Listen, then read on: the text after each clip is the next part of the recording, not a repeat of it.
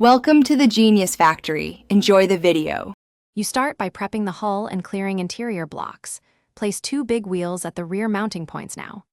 Attach them with 1/2 stud connectors and at least 2 studs spacing so they don't clip through the hull. You do this to create a stable axle base. Once done, make sure the wheels spin freely without rubbing and keep heavy loot centered and low to prevent tipping during acceleration. You now link the big wheels to your drive system. Attach a motor or lever-driven linkage directly to the wheel axle and secure with beams.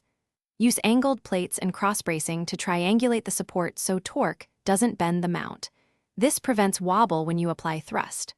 Once the drive is connected, add a simple front steering or rudder mechanism to control direction. You do this because raw power without steering sends you into obstacles. You finish by testing on calm water at low speed and watching behavior closely. If you notice wobble or clipping, stop and reinforce the axle mounts or widen the wheel stance by 1 stud. This increases stability. If the boat heels or flips, move heavy items 1 to 2 studs toward center and lower them to reduce the center of mass. Finally, make iterative adjustments and retest.